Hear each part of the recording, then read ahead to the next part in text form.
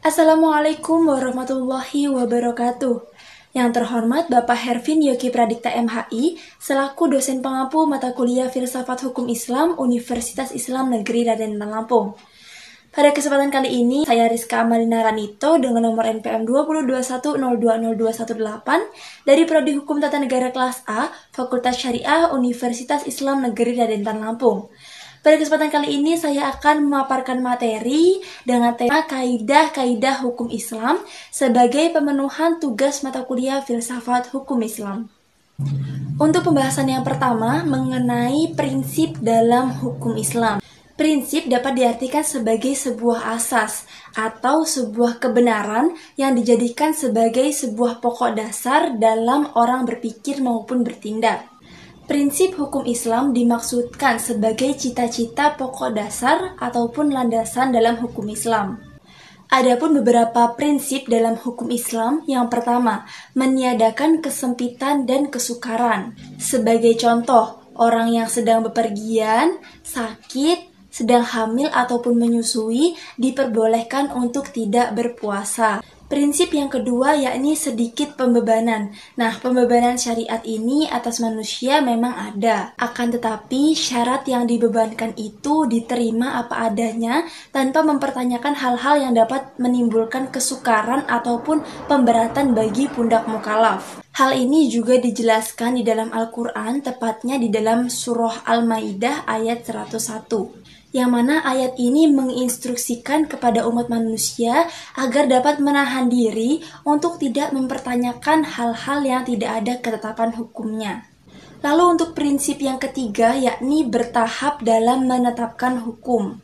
Kita ketahui bahwasanya Al-Quran ini diturunkan secara berangsur-angsur, tidak secara sekaligus. Karena pada dasarnya, akal daripada manusia itu terbatas, sehingga ketika satu ayat itu sudah turun dan sudah dapat dipahami, maka dapat turun lagi ayat kemudian.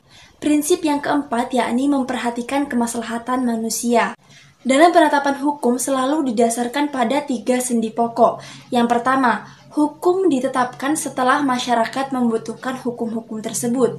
Yang kedua, hukum ditetapkan oleh suatu kekuasaan yang berhak menetapkan dan memudahkan masyarakat untuk ke bawah ketetapannya.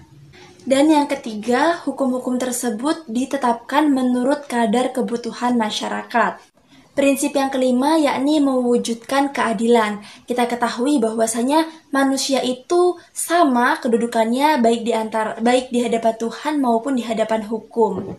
Artinya tidak melihat seberapa tinggi ataupun rendahnya kedudukan atau jabatan seseorang, melainkan melihat berdasarkan seberapa besarnya ketakwaannya terhadap Allah Subhanahu wa taala. Pembahasan selanjutnya yakni mengenai kaidah dalam hukum Islam. Kata kaidah sendiri secara etimologi diartikan sebagai sebuah asas. Menurut As-Suyuti, kata kaidah ini diartikan sebagai hukum yang bersifat kulli atau menyeluruh meliputi semua bagian. Adapun macam-macam dari kaidah, yakni ada 2. Yang pertama ada kaidah asasiyah dan yang kedua ada kaidah ghairu asasiyah. Adapun menurut kaidah asasiyah, yang pertama, segala sesuatu atau perbuatan tergantung pada tujuannya. Yang kedua, kebiasaan dapat ditetapkan menjadi sebuah hukum. Lalu yang ketiga, mudharatan harus dihilangkan. Yang keempat, sesuatu yang sudah diyakini tidak dapat terhapus oleh keraguan-raguan. Dan yang kelima, kesukaran mendatangkan kemudahan. Yang kedua, kaidah ghairu asasiyah. Nah, meskipun kaidah ghairu asasiyah ini tidak berstatus sebagai kaidah asasiyah, tetapi kaidah ghairu asasiyah ini memiliki kedudukan penting dalam hukum Islam.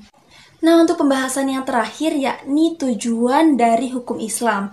Nah, tujuan dari hukum Islam sendiri ini ada 5, diantaranya yakni memelihara agama, memelihara jiwa, memelihara akal, memelihara kehormatan, dan memelihara harta kekayaan. Baik, mungkin cukup sekian pemaparan materi dari saya. Semoga ada manfaatnya kepada teman-teman yang menonton. Apabila ada salah-salah kata saya mohon maaf dan kepada Allah saya mohon ampun. Wassalamualaikum warahmatullahi wabarakatuh.